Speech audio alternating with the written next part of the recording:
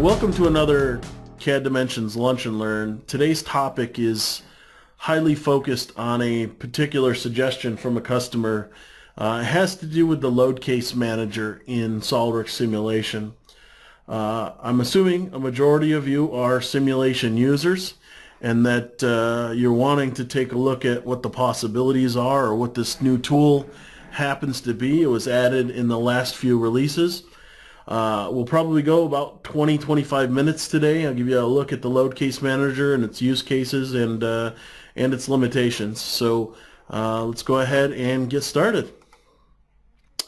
So for those of you wondering what this load case manager is, it's a utility inside of simulation that is tied to a study that allows you to define really two separate things. One is primary load cases, things like a wind load, dead load, earthquake load, different loading cases without creating separate studies. But also to take those, what we call primary loading cases, and define load case combinations. So taking load case 1 and adding load case 5 and load case 12 along with it. Instead of creating a separate study that has everything in it, we can do this through the load case manager and organize it in such a way. The screenshot you're seeing here today is the example that I'll be using. I found something that just made sense to me as far as possibilities of loading. I'm sure you'll have plenty of product to work this with. So let's jump right in. Very simple. SOLIDWORKS add-in is turned on. This load case manager is only accessible inside of a study. So I'm going to go ahead and create a new study here. We'll call this static 2. And just as we're used to in simulation, I need to define my materials. What I have here is just a garden rake. I use this scenario because I'm trying to analyze the different loading scenarios that are possible with a garden rake, assuming that you're raking through the dirt and you hit a rock, and that rock transfers the load to one of the tines in multiple directions, and how's that going to affect the the steel on this thing and its ability to handle that load. So I just have been using ABS for the handle and steel for the other components here. So let's go ahead and do that. All right. Now, as far as the load case manager is concerned, because it's tied to a single study, what I have to do is put all the fixtures and loads in one single study. We're not running the study with all the loads at one time, but we're utilizing them. So here's an example of what I did. I would, in this case, create fixtures for each of the tines, but I'm going to do it separately, where I would typically do them individually. I might create one for one tine, maybe give it a name so we can understand what is what, and do one for each of the others. The reason for doing this is because we're going to sometimes turn on and turn off these individually to look at different load cases. Okay. As far as loading, same scenario here. Let's add a couple different loading conditions. Maybe using a plane to help us with direction. Okay, so let's say we'll use the normal on the front plane here. We'll go up, and we'll say a maximum of 25 pounds of force in one direction versus the other direction. And I can add each of the loading scenarios in here so that I have them available for the load case manager. Okay. Do the normal, maybe reverse the direction, and there we go. So again, first key is to put all of the options into a single study. Now, I'm not running it with all these forces or all these restraints at one time. I'm really just setting it up for the load case manager. When it comes to connectors, I'll talk about this limitation later, but it only supports bolted connections. So it is possible to also look at the scenarios with bolted connections, but only bolted connections. So on to the load case manager. How do we get going? Well, if you right-click the study, you're going to see an option for the load case manager. Now, the load case manager uses the same interface that you see for design studies. It uses another kind of fly out from the bottom where we're used to seeing like motion and so on, but it still allows your initial study to be available to you. The interface is very simple. There's two tabs. One is the load case view. The other is the results view. Just to the right of that, four options. The ability to open and save, create a report, and create an e-drawing. It's very simple. Should be very easy to pick up on something like this. The whole idea, as I mentioned originally, is there's two things that we do with a load case manager. One is we set up our primary load cases, how we're going to load this particular model, and then we start to combine the different cases together. And I'll show both of those. I have completed this, so I'll only show a few, and then we'll go to the results and take a closer look. So adding a primary load case is very simple. You hit the little plus sign here. What it does, it gives you a default load name, a load case name for the first one. And it also takes all of the fixtures and forces that you've applied and puts them in a nice little table view. Now the filters just above that allow you to filter the information that you're seeing below in the table, assuming that in some cases you have lots of loads, lots of restraints to filter through. You can use this to turn off and on different aspects like connectors, fixtures, and external loads. They've also added a button in here to show all. So if you happen to have some things turned off, let's say two of these, and you hit show all, it really just toggles the buttons the other way and allows us to see everything that's possible with the load case manager. So these import automatically as far as the load case manager is concerned. When it comes to adjusting the table and the information within the table, you do have the ability to make some adjustments to the columns and rows and to kind of format it the way you would desire. It's up to me to now start to draw out these various load cases. So first example, I'm going to have the restraints on all three tines. We'll go ahead and apply the 25-pound force from force 1, but I'll have the other force suppressed. So we're going to just take a look at the first loading scenario, which is the first force. Even though I have both of them in the study, I'm really only going to analyze one of them. For the second load case, it's going to be the same thing. I'm fixing all three tines. In this case, I'm going to suppress force 1, and I'm going to add force 2. By pulling down the menu, it gives you the option not suppress or unsuppress, but it's suppress and the value that you provided. What's also nice is this value can be adjusted.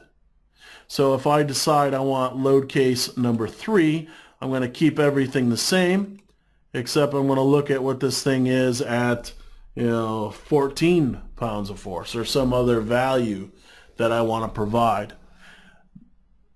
These scenarios also can be renamed. So if you had a particular name for the primary load case, you can give it something that makes sense, a little more sense to you. And this is really what I'm going to do, is I'm going to kind of just work my way through and say, you know what if I just fixed one of the tines and I had the 25-pound force and not the other force. And I can create all the various scenarios that I have in my model. Now, keep in mind, if it doesn't exist here, it's not in the study. You have to add it to the study in order for it to exist here. The second aspect that I mentioned previously was something called load case combinations. So load case combinations allows you to take what you've defined as your primary load cases up above and combine them in some way. Now, this could be combining one or two or all of them together in some scenario. So here's an example is what if I had load case 1 plus load case 2? Well, what if I didn't want all of the load on load case 2? I wanted half of it. So I want half of load case 2 plus load case 1. I can have, I don't have my variables exactly correct. I need a multiplication here. It follows the typical rules for equations and what functions are available there. You'll notice also that there are some function tools built into this as well. So essentially creating an equation that takes the primary load cases and mixes and matches those various load cases. Okay. Now, once a load case combination is placed into the load case manager, the same scenario, I can rename it here. If I want to modify the equation, it almost looks like you can click in this box and modify. I did make the mistake of thinking that was the case, but in order to modify, click the little equation button at the end, and this will bring up the edit option for you to modify the load cases. Now, just like primary load cases, you can add more than one load case. So if I wanted to give some other value here, I could certainly do that as long as my syntax is correct. And I can have more than one load case combination. Okay. Now let's think of the alternative for a second. If I was to want to do this in simulation, we're more than capable, but depending on the number of load cases, copy and pasting studies, it could take a considerable amount of time. There'll be a lot of studies with all different scenarios. This is one way of looking at it all together. What we don't have very easily is the ability to combine. If I wanted to combine with the current simulation without load cases, I would have to create that loading scenario as a separate study and do it that way.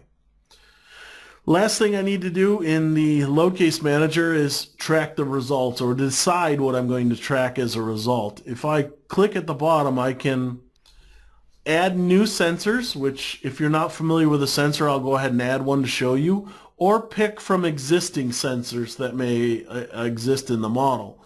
If I hit add sensor, it just launches the sensor creation tool as part of SOLIDWORKS, automatically selecting the sensor type of simulation. This is where I can pick on different data quantities, stress, strain, displacement, and so on.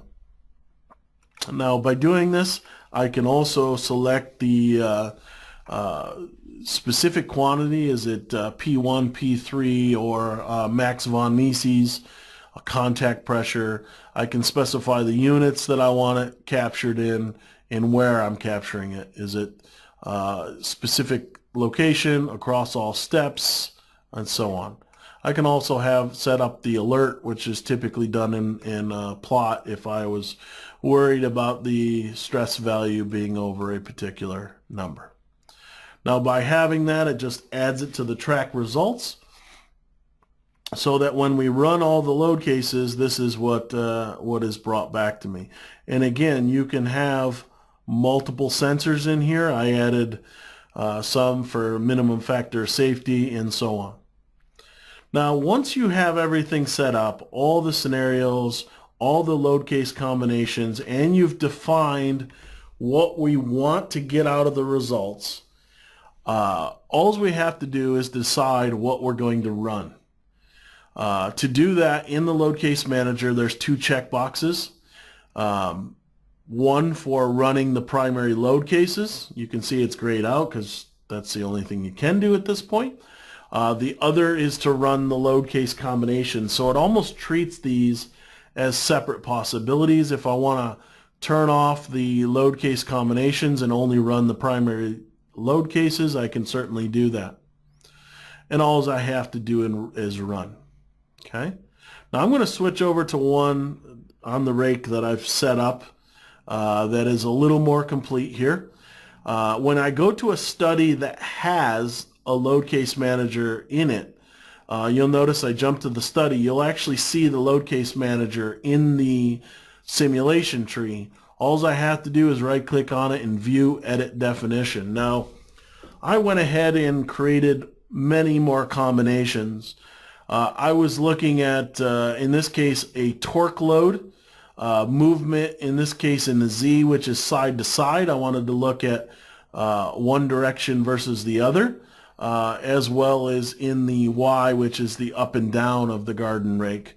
And I want to look at combinations of that and a torque load on this. All in all, I ended up with 35 load case combinations where I'm assuming that a rock is restricting one of the tines and I'm still have some sort of torque load on the others, essentially giving me worst case scenario with up to 25 pounds of force. Load case combinations, you can kind of see how many possibilities there are here. In this case, I only had one, but I want to show you what this looks like run. So I'm going to run this live. It uses the mesh as defined in the initial study here. So I just have default meshing, but if you have mesh refinement applied to particular locations, it's going to use the same mesh settings for each. Okay, so keep that in mind. There is no varied mesh from one study to the other. Okay, so to go ahead and run this, I'm going to run both primary load cases and load case combinations. Now this thing runs in this window-like environment, and you'll see popping up the plots for each of the study types. It kind of hollers at me each time it completes a load case, and you kind of get a graphical feedback as to where you're at, which load case it's solving, and the elapsed time for the load case. Again, we've told it in this particular load case study that I want the stress, displacement, and the factor of safety for each of the load cases. In this case, I have 35 of them for the system to solve. Depending on the mesh, it's similar solve times to solving 35 separate studies. So be aware that if your mesh is complex and your initial run time is 30-40 minutes and you have 35 of these scenarios, you can see that you're going to probably want to run this overnight or over a weekend to get all the scenarios solved. No different than if you created 35 separate studies, but a heck of a lot faster to complete the various scenarios to take a look at which one might be the most critical that you want to vet it out a little bit further. So this thing's almost done. It's solving the combination. As soon as it's done solving, what you'll see is it will automatically pop over to the results view. Okay, the results view gives me the values that I asked for, the stress, displacement, minimum factor of safety, but it also outlines the loads that were applied at each load case. So it gives you a nice little way to correlate, okay, this load case 1 was 25 in the X, no torque, no Z. So it makes it a little easier to see what we're looking at here. Now each load case, if it's selected, you'll have a folder in the study for load case results that will have a plot for the stress, displacement, minimum factor of safety. We can still animate these plots separately, and we have the controls and capabilities of section clipping, iso clipping, mesh sectioning, and probing that we would typically expect to have for each of these. So if I wanted to look at a separate load case, I just select on the load case. You'll notice the plot changes, and now I can animate and take a look at how that particular load case is affecting the model. Couple things within this table that are interesting. I can hide and show the input loads if I wasn't worried about what was going on there. I can also hide and show the sensor results separately. So there are a couple different things there. Last one is to transpose the rows and columns. In other words, take these, this column with the load cases, make it your rows, and vice versa. And if I do this, you'll see that I now get a little different look at this thing. With 35, it makes it quite different. I kind of like the view that we have here. Jumping back for a moment to the load case view, which is where we set up the run. A function that could be quite useful for setting up all the scenarios is the ability to save this data as an external CSV. What I suggest is maybe create the initial load case, export it as a CSV file. That CSV file will look like this. It will have the load name in a row along the top, and then it will have the load case names, very much like a design table is in SOLIDWORKS, along the left. So in your scenario, you would only have load case 1 listed at the top. You could then use Excel functions to go ahead and fill out the rest of this table. Now, some of this is different than what we're used to in SOLIDWORKS. So if a restraint is on, it's called checked on. If not, it's called checked off. It's not suppressed and unsuppressed like we're used to in SOLIDWORKS. So a little bit different, but you can do all of this work in Excel with a CSV file. Now, once you've set up all your load cases, there is the possibility as well to open. So I can actually load the CSV directly into the load case manager. So if this interface maybe seems a little bit slower than what you would have in Excel, or you have a bunch of load cases you need to set up, it may be just as easy to go right into Excel and to perform that work. Now let's close with a little bit more on the results view. I showed you that we can plot out our stress, displacement, and minimum factor of safety. There is a function for reporting. Now this reporting is different than the report function up top in the simulation functions. This one will report only on this study. This one reports on all the load cases. So if I say create report here, I can choose which load cases I'm creating a report for. Now, to be clear, if I say I want all load cases to have a report, this is what I'm going to get. Okay, I'm going to get one report for every single load case. It's not a single report that has everything in it. It's separate for each. Now, just to give you a sense of what one of these look like, it's a typical simulation report. It's using the same formats. It just goes through all the scenarios, loads, restraints, and plots that we have. So nothing unusual about these, except that it lists the load case within the name. Okay. The other thing or opportunity for the results, other than viewing them in here, is the ability to publish out an e-drawing. I do it directly from the load case manager. If we were to look at the e-drawing, I'm going to pop it open here. I want to show you some nifty things that they've done within the e-drawing itself. So inside the e-drawing, I'm able to see the plot. On the bottom right-hand side, you'll see a studies button for simulation studies. You'll notice there's only really one study, right? We ran and only created one study in SOLIDWORKS. However, if I hit the arrow to the right or left of that, you can see that every single load case is listed here. Now, to be clear, I had to choose which load cases I wanted to export to e-drawings.